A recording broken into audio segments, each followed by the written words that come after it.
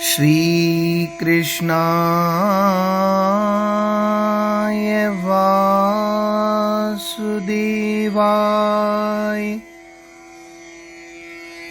देवकी नंदनाय च नंदगोपकुमाराय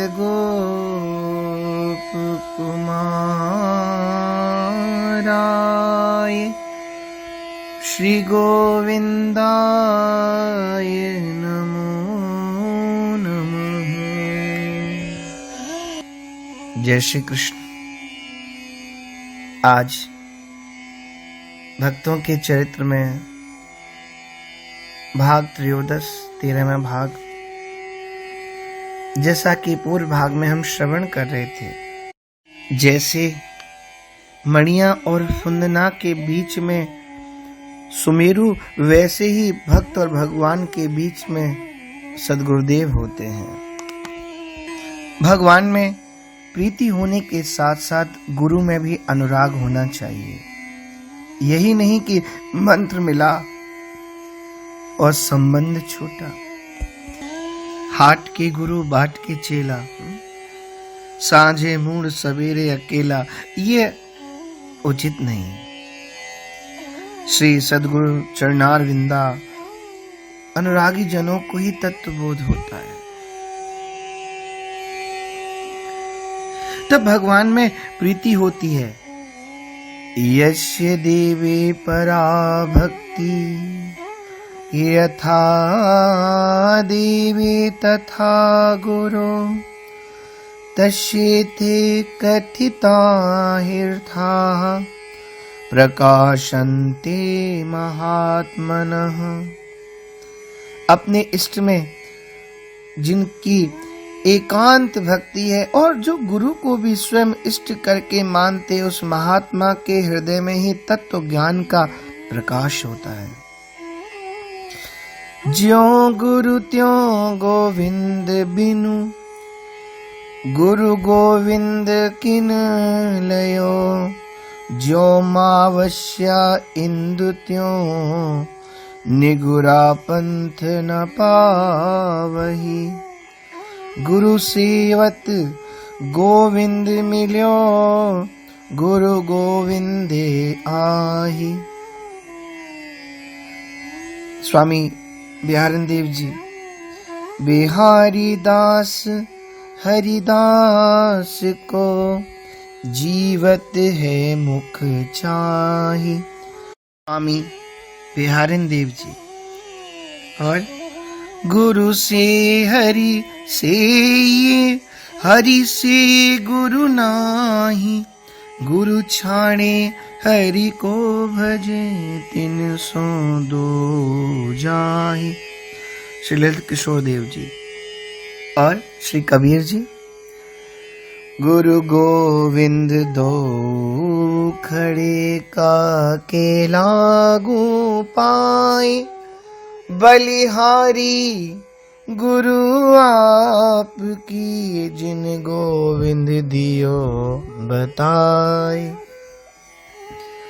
अतः श्री हरि में प्रीत होने के साथ साथ गुरु में भी अनुराग होना चाहिए, परंतु साथ ही यदि श्री गुरु और श्री हरि गुरु में तो निष्ठा है, परंतु भगवत दासों के प्रति कोई सद्भाव नहीं है, तो वे भी सच्चे भक्त कहलाने के अधिकारी नहीं है।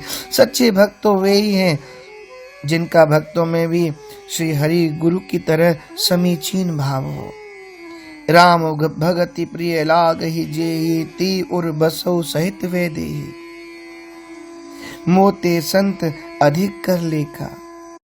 हरि गुरु सो साचो रहे, संतन सो सद्भाव, दुनिया से ऐसो रहे, जैसे देखो दाव। बिना भक्तों में भाव भाई कब किसने भगवान को पाया है। भगवान के श्रीमुख के वचन है, भक्तन बिन हो ना मिलो, हरि ने कही पुकार, मोह सुमिरत सेवत नहीं, डूबे गो मझधार। अतः हरि गुरु दासन सो साचो सोई भक्त सही। भगवत रसिक जी ने भी लिखा है, इतने गुण जामे व संत श्रीमद भागवत मध्य यश गावत। श्रीमुख कमला कंत हरि को भजन साधु की सेवा। सर्वभूत पर दाया हिंसा लोभ दम्भ छल त्यागे। विषम देखे माया सहनशील आश्रय उदार। अति धीर सहित विवेकी सत्य वचन सबको सुखदाई। रहे अनन्य व्रत एकी इंद्रिय जीत अभिमान न जाके करे जगत को पावन। भगवत रसिक साधु की संगति तीनों ताप न शावन। जिनकी मनसा वाचा कर्मणा श्री हरि गुरु दासों में अन्य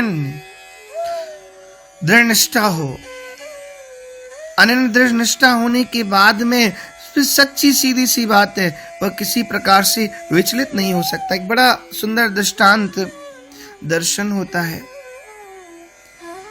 एक श्रीपति नाम के कवि, अनन्य भगवत भक्त,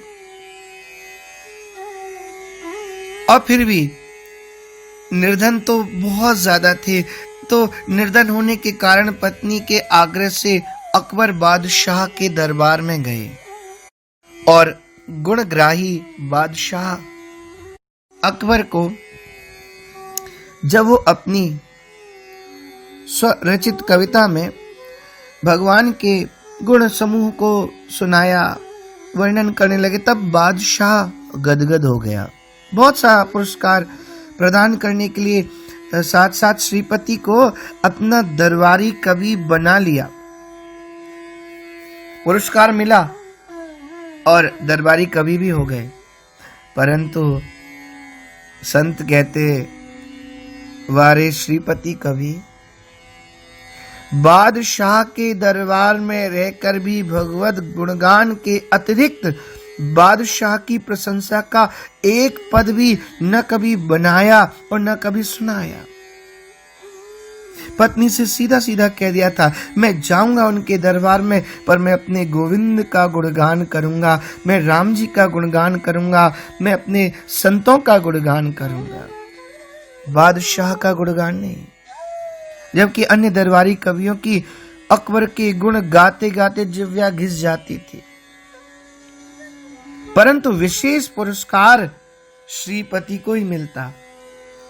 इससे अन्य कवि इनसे बहुत ईर्ष्या रखते थे, जलते थे, और अंत में इनको निष्ठा से च्युत करने के लिए, हटाने के लिए सबने मिलकर के एक षड्यंत्र रचा। एक दिन दरबार में लाकर के ये समस्या लाके रख दी कि सभी कवि करो मिल आस अकबर की। सब कवियों ने सोचा आज तो श्रीपति कवि को न चाहते हुए भी अकबर की प्रशंसा करनी पड़ेगी। करो मिल आस अकबर की, यानी अकबर की आस करनी पड़ेगी। आज इनका जितना भी मान सम्मान है वो सब नष्ट हो जाने वाला है। दरबार में श्रोता जन समुदाय की अपार भीड़ लगी। सभी कवियों ने बारी बारी से बादशाह की प्रशंसा की, उनकी प्रशंसाओं में कविता लिखी, जिसमें आ रहा था करो मिल आस अकबर की। अकबर की आस करो, किसी को कुछ चाहिए तो उनकी आस करो, सीधा सा अर्थ होता है। अंत में परमानन्य भक्त श्रीपति की बारी आई। सबकी दृष्टि श्रीपति जी के मुख पर केंद्रित थी। निर्भीक श्रीपति निश्चिंत मुस्कुराए और उठे और अपनी विमल वाणी से निनादित हो करके और ये पद गाया, ये कविता लिखी। अब के सुल्तान फनियान समान है, बाधत पाग अटब्बर की। तज एक ही दूसरे को जु भजे, कट जीव गिरे वही लब्बर की। शरणागत श्रीपति राम ही की, नहीं आस है काहू जब्बर की। जिनको हरि में परतीत नहीं, सो करे मिल आस अकबर की।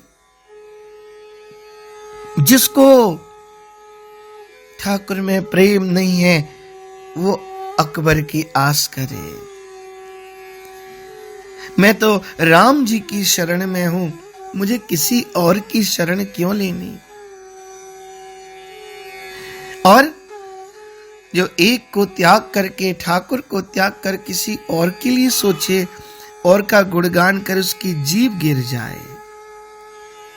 इस कविता को सुनते ही सारे के सारे द्वेषी लोग महाराज आश्चर्यचकित होकर के देखने लगे। उनके चेहरे फीके पड़ गए। भगवत प्रेमी दरबारी और दर्शकों के मुख खिल उठे। बादशाह प्रसन्न हो गए। श्रीपति की निष्ठा और रचना चातुरी देख करके तब भी प्रथम पुरस्कार श्रीपति को ही मिला। तो जो ठाकुर के भक्त हैं उन्हें विचलित नहीं किया जा सकता। वह चाहे वाक्य चातुर्यता हो या जैसा भी हो, पर भक्त तो बच ही जाता है। एक यवन राज के दरबार में जहाँ अन्य इस्लाम समर्थक यवन कवियों की भरमार थी, वहाँ एक अनन्य श्री कृष्ण भक्त हिंदू कवि भी रहते थे। वे भगवान को छोड़कर अन्य किसी भी बादशाह का गुणगान नहीं करते। इस पर चिढ़कर अन्य कवियों ने भी यही किया जो श्रीपति जी के साथ किया था। कम सलवा काफिर हैं वही बंदे न जो इस्लाम के। सबने अपनी अपनी समस्या की पूर्ति की। अंत में भक्त कवि की बारी जब आई, भगवान का स्मरण करके भक्त ने बड़ी निर्भीकता पूर्वक इस प्रकार इसको पूरा किया। लाभ के मानिंद हैं काकुल मेरे घनश्याम के, कमसल व काफिर हैं वही बंदे न जो इस लाम के। भक्त की दृढ़ निष्ठा ने सबको चमत्कृत कर दिया, किंतु उतनी दृढ़ निष्ठा होनी चाहिए। एक पटना में एक वृद्धा बाई रहती थी। उनके कोई संतान नहीं थी। संतों में बहुत भाव रखती थी। एक दिन एक घूमते हुए विचरते हुए संत आ गए और वृद्धा माता ने बहुत सेवा की, उनसे बड़ा सत्कार किया। वार्तालाप के भाव में बुढ़िया मैया ने बड़ा खेद प्रकट करते हुए कहा, महाराज मुझे सब कुछ मिला पर मुझ अभागिन को संतान सुख नहीं मिला। संत ने कहा, मैया एक बात सुनो, इस दुनिया के जितने संबंध है ना वो सब झूठे हैं। सच्चा संबंध तो एक गोविंद से है, कन्हैया से है। ले मैं तुझे ना एक सुंदर से लाला को दे देता हूं। और अपने ठाकुर जी को, श्री बाल मुकुंद को, भगवान को एक जो विग्रह रूप में थे दे दिया। जैसे लड्डू गोपाल होते हैं ना, ऐसे सुंदर से ठाकुर जी दे दिए। कहा, सुन आज के बाद में यही तुम्हारे लाला हैं, इनको ही तुम अपना लाला मान करके इनकी सेवा करो, खूब लाल लड़ाओ और सुनो ये तुम्हारे सब मनोरथ पूरे करेंगे। बुढ़िया बड़ी प्रसन्न हुई, खूब लाड़ प्यार से सेवा करने लगी। अच्छा संयोग की बात, गांव में उस समय एक बिगवा यानी हाउ जो बच्चों को उठा लेकर के चला जाता है, वह आने लगा और बच्चों को उठाकर लेकर जाने लगा। अब बुढ़िया मैया को चिंता लग गई, ये कहीं हाउ ना हमारे बाल मुकुंद को, हमारे लाला को उठा के न ले जाए। अब तो दिन रात रखवाली में तत्पर हो गई। पहले तो कुछ काम धाम करने के लिए बाहर चली जाती थी, किंतु अब तो एक क्षण के लिए भी घर का दरवाजा नहीं छोड़ती। अच्छा अब घबरा करके क्या करती है, रात्रि में भी अपने लाला को, छोटे से बाल मुकुंद को ना अपनी गोद में लेकर के सोती है। सर्दियों का दिन था। एक दिन सोई, रात्रि में हल्ला मचा कि आ गया हाउ यानी बेगवा, वो बच्चे को उठा के लेके चला गया। शोरगुल हुआ। अच्छा बुढ़िया मैया जल्दी से घबरा करके उठी तो हुआ क्या, वो रजाई में लिपट करके ठाकुर जी नीचे गिर गए। अब तो इसने ढूंढना शुरू किया, हल्ला मचाना शुरू कर दिया। अरे मेरे लाला को बेगवा ले गया, मेरे लाला को हाउ ले गया। सारे गांव वाले आ गए, रे तेरे लाला कहां से आ गया? अरे बोले संत दे के गए थे। अरे बोले पागल बुढ़िया, कल सुबह होते जाना बाजार में, दूध से ठाकुर जी ले आना। अब वो उसको कहाँ चैन पड़े ना। संत महाराज ने कहा था वो तो मेरा लाला है, और रोने लगी। ठाकुर जी से नहीं रहा गया। चतुर्भुजी रूप धारण करके गोविंद प्रकट हो गए। मैया, मैं तेरा लाला हूं। मैया बोली, ना महाराज, आप झूठ बोल रहे हो। मेरा लाला आपकी तरह थोड़े चार भुजा वाला नहीं, मेरा लाला तो बहुत छोटा सा है। भगवान ने कहा, अच्छा भाई काम कर, तू कुछ वरदान मांग ले। ठाकुर जी रीझ गए इसकी भक्ति देखकर। अच्छा क्या वरदान मांगा? कहती है, बस ना मुझे मेरा लाला मिल जाए। ठाकुर जी ने तुरंत रजाई हटा करके और छोटी सी बाल मुकुंद को अपने हाथ से बुढ़िया मैया के हाथ में दे दिया। और ठाकुर जी इतने प्रसन्न हुए और कहा, एक काम कर मैया, अब तू ना कुछ और भी मुझसे मांग ले। बोले, बाबा आप कृपा करके मुझे देना चाहते हो ना, इतना ही दो। अब कभी मेरे लाला को ना वो हाउ उठा के न ले जाए। ठाकुर भी इसकी वाणी को सुन करके उनके कमल नैन भी सजल हो गए। इतना भाव, इतना प्रेम, यही भाव के लिए ठाकुर ना खोजते रहते हैं भक्तों को। ऐसे ही बड़ा सुंदर भाव शेरगढ़ के आमिल का, श्री वल्लभाचार्य जी का शेरगढ़ में सेवकाना था, अर्थात उस गांव के अधिकांश लोग आपके शिष्य थे। शिष्यों में एक सरकारी हाकिम भी थे। आचार्य के एक दूसरे शिष्य ने संत सेवा में द्रव्य व्यय हो जाने के कारण, यानी संत सेवा में धन खर्च हो जाने के कारण सरकारी भुगतान नहीं किया, तो ये हाकिम साहब उसे कैद में उन्होंने लाकर के इनको डाल दिया। संयोग की बात है, उसी समय आचार्य चरण उस गांव में पधारे। सब लोग दर्शन कर कृतकृत्य हो गए। कारागार में पड़े उस शिष्य को जब गुरुदेव के आगमन का समाचार मिला तो वह दर्शन करने के लिए अत्यंत व्याकुल हुआ। अपने दुर्भाग्य पर बहुत पश्चाताप किया। अच्छा, हाकिम ने थोड़ा गड़बड़ भी किया था, इसका धन भी हरण कर लिया था, अपराध भी किया उसने। और इधर ये सेवक, जैसे इसको समाचार मिला कि गुरुदेव पधारे हैं, गुरुदेव के आगमन का समाचार सुनकर दर्शन के लिए अत्यंत व्याकुल हो उठा। अपने दुर्भाग्य पर बहुत पश्चाताप करने लगा और गुरुदेव के दर्शनार्थ जेलर से बहुत अन्य विनय करने लगा। दयालु जेलर ने उसकी गुरु निष्ठा देखकर दो सिपाहियों के साथ कहा, दूर से और ओट से दर्शन करने की अनुमति इसको दे दी, क्योंकि डर था कहीं हाकिम देख लेगा तो हम सब विपत्ति में पड़ जाएंगे।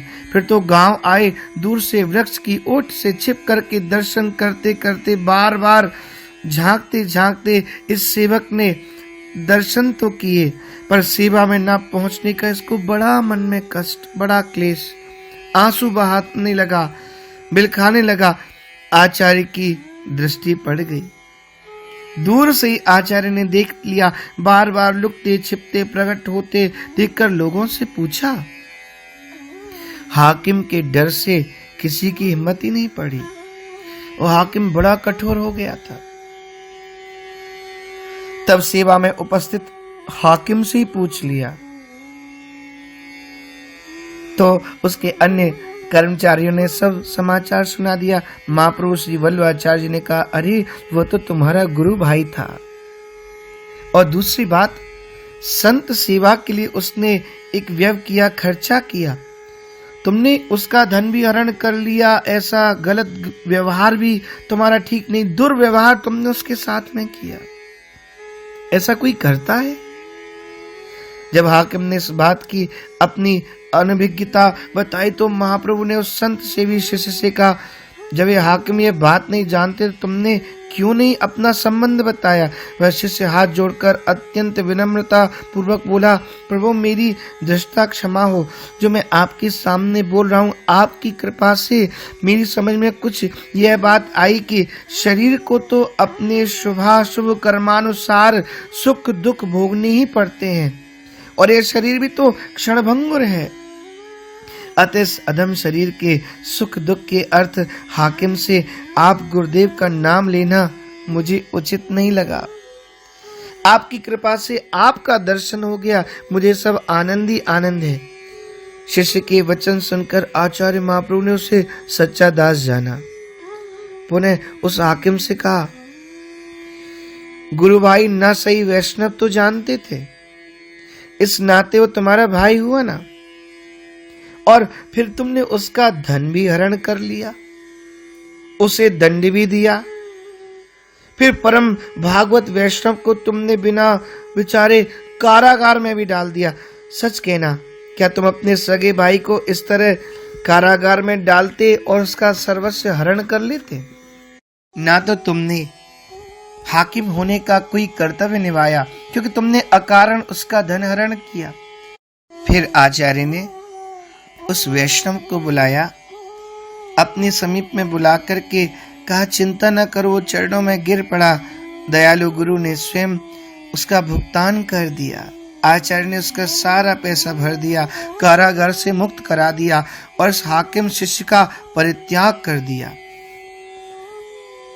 पर देखिए, ठाकुर तो दयालु है ना, इसने क्षमा याचना कर ली, हाकिम ने उसका धन भी वापस कर दिया, आचार्य ने उसका त्याग कर दिया। यद्यपि इस प्रसंग में थोड़ी एक बड़ी सुंदर कथा आती है। जब आचार्य ने उस हाकिम का त्याग किया तो बड़ा भारी पतन हो गया, उसका बुद्धि भ्रष्ट हो गई, विपत्ति जाल में फंस गया। परंतु यह सब होने पर भी भक्ति का संस्कार नष्ट नहीं हुआ, क्योंकि भक्ति बीज पलटे नहीं, जो जुग जाए अनंत, ऊंच नीच कुल उपजे, होए संत को संत। बीज गुरु द्वारा ही बोया जाता है। गुरु कृपा का फल देखिए। उसने एक दिन बाजार में बढ़िया जलेबी बनती देखी। अब वो क्या करता है, अब बाजार में जाकर के, क्योंकि हाकिम तो रहा नहीं, पैसा नष्ट हो गया, तो सामान उठाता है लोगों का। तो क्या करूं, मन में विचार किया, बड़ी सुंदर जलेबी, गरम गरम जलेबी उतार रहा था दुकान वाला।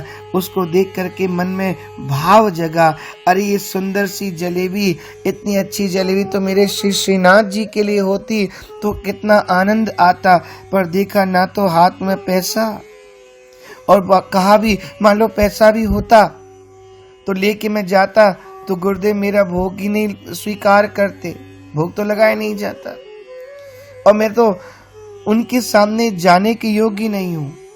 वह गुरु का स्मरण करके वो पूरा जलेबी का थाल मानसी सेवा में ही, यानी मनी मन से श्री श्रीनाथ जी को भोग लगा दिया, और ठाकुर जी पाने भी लगे। उत्थापन के समय जब आचार्य आए तो ठाकुर जी के आधी जलेबी तो मुंह में और आधी जलेबी हाथ में। आचार्य ने कहा, जय जय, अभी तो मैं भोग की व्यवस्था देख के आ रहे हूं, मैंने तो पूरे भोग में जलेबी देखी ना, ये जलेबी कहां से आई? तब ठाकुर जी बड़े महाराज अनमने से होके बोले, भोग में तो जलेबी नहीं, पर वो जो आपको शिष्य हो ना, जाको आपने त्याग कर दियो, वाने आज मानसी सेवा में मेरा भोग लगायो तो वाकी जलेबी मैंने खा ली।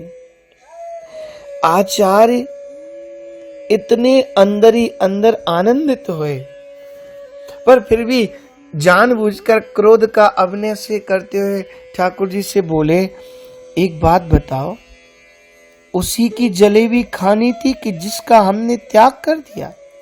उसके द्वारा समर्पित वस्तु को आपने क्यों अंगीकार किया, क्यों स्वीकार किया? आप आज्ञा करते तो सबके लिए जलेबी बन जाती। श्री ठाकुर जी, श्री श्रीनाथ जी बोले, देखो आप आचार्य हैं, आप आश्रित पर भी कृपा करते हैं और सुधार के लिए आवश्यकता पड़ने पर क्रोध भी करते हैं, ग्रहण भी करते हैं, त्याग भी करते हैं, परंतु मेरा एक ही स्वभाव है और वह स्वभाव ये है, एक बार जब आचार्य के द्वारा, जब गुरु के द्वारा जीव का ब्रह्म संबंध हो जाता है, जब गुरुदेव उस शिष्य को मुझसे मिला देते हैं, संबंध बना देते हैं, तो पकड़ने के बाद उसका हाथ मैं कभी उसे छोड़ता नहीं हूं। प्रभु की असीम करुणा पर आचार्य ठाकुर के श्री चरणों में बारंबार बलिहार हो गए। ऐसी श्री गुरु और गोविंद की कृपा, श्री गुरु कृपा हो जाए तो गोविंद को कृपा करनी ही पड़ती है। आगे का प्रसंग हम लोग अगले भाग में श्रवण करेंगे। जय श्री कृष्ण।